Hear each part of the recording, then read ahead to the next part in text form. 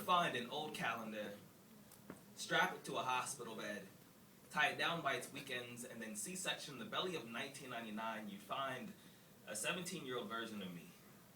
Back when I was a tsunami of awkward moments splashing against the shoreline called Rochelle Moss.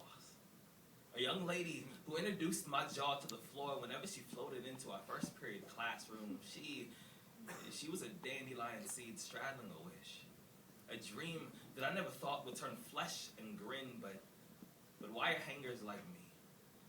We don't become captain of the football team because the only thing that we are good at is stopping ourselves from saying I like you to a girl that holds the remote control to our smiles. So we are just blurry silhouettes against the backdrop of everything popular, often wearing our skin like a costume of someone that we never felt comfortable pretending to be anyways. We swallow earthquakes and then tremble at the smell of perfume. We are bashful, we are tongue-tied, and we are nervous in high definition. So the question is, if a boy falls for a girl that's out of his league and there's no one around to hear him, does he make a sound? The answer is hell, and the first two letters of nothing. When I was a senior in high school, I was a pocket full of chalk dust. I was elevator music on a CD that started like a Volkswagen with a really bad transmission. At this age, I was a ballot box. I was stuffed full of everyone's opinions except for my own. My swagger was like watching a Walkman trying to swallow a DVD.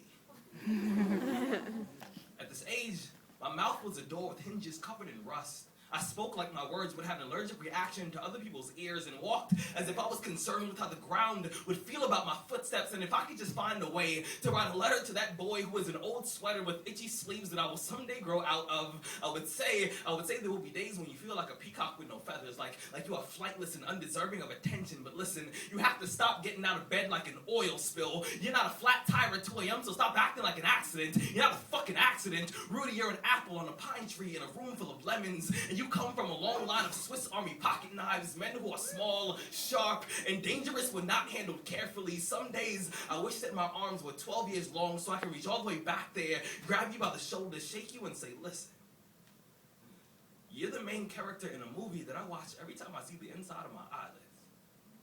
I told myself a million times that I wouldn't spoil the ending, but I will tell you this. Your story starts off really slow. But it does get better. You don't have to believe me. Someday, you'll see for yourself. And when you see Rochelle Moss at the senior prom, ignore the washing machine in your stomach.